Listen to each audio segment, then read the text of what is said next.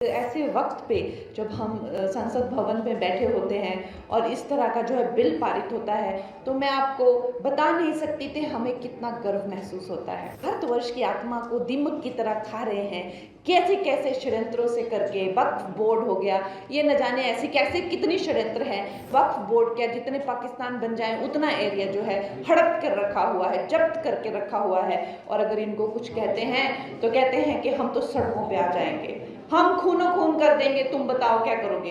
ये हमारे लिए ये ऐतिहासिक वक्त है कि हमें जो है प्रधानमंत्री जैसे लीडर आए हैं और हमें इस वक्त का पूरा पूरा फायदा उठाना है।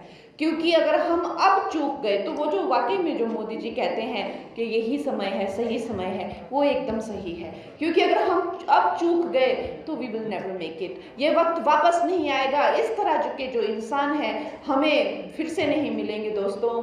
आज जब मैं आपकी बहन, आपकी बेटी कंगना, जब मैं मंडी से लोकसभा में बैठती हूँ और वहाँ पर खैर हर एक दिन की तो क्या ही बात बताएं, जब से 2014 से हमने कई चीज़ें सुनी हैं, चाहे 370 धारा को हटाया हो, या चाहे ट्रिपल तलाक को, या चाहे सीए को लाए हो, या चाहे खैर ये तो यहाँ से एक इस तरह से एक ऐतिहासिक निर्णय लेना, पूरे देश को जो है एकदम से जगा के रख देना, एक साधारण सी बात हो गई है। लेकिन क्या लगता है एक ऐसे वक्त पे जब हम संसद भवन में बैठे होते हैं और इस तरह का जो है बिल पारित होता है, तो मैं आपको बता नहीं सकती थी हमें कितना गर्व महसूस होता है।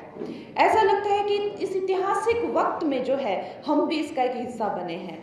और जब वो वहाँ पे वोटिंग होती है तो वो कमरा लॉक हो जाता है, पूरा हॉल को लॉक किया जाता है और कोई भी सांसद बाहर नहीं जा सकता, वहाँ से आप हिल नहीं सकते, क्योंकि आपकी इतनी महत्वता होती है और आपको बार बार बोला जाता है कि कहीं मत जाना, आपका वोट है और ये बहुत ही ज़्यादा ज़रूरी है।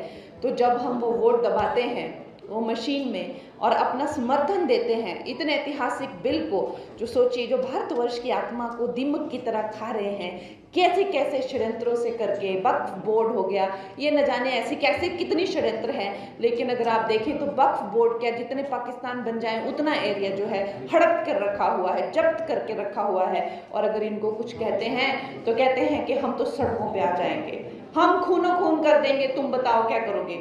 और आप देखेंगे अमित शाह जी ने उस दिन जब वो बिल पारित किया संसद भवन में, तो उन्होंने ललकार के कहा, जब विपक्ष के लोगों ने उनको डराने की कोशिश की कि जो है हम देखते हैं तुम कैसे पारित करते हो, तो उन्होंने ललकार के कहा कि आओ मैं देखता हूँ कौन, कैसे तुम सड़क पर उतरोगे और कैसे तुम खूनो खून करोगे। इस तरह के हमारे नेता हैं, इस तरह की हमारी लीडरशिप है, ना कि वो सिर्फ काम और ना कि सिर्फ वो साम दाम दंड भेद, हर एक नीति को, हर एक कूटनीति को, हर एक राजनीति को वो समझते हैं। और वो सबसे बड़ी बात तो है कि वो गुर्दा और जिगरा रखते हैं कोई भी काम करने का दोस्तों।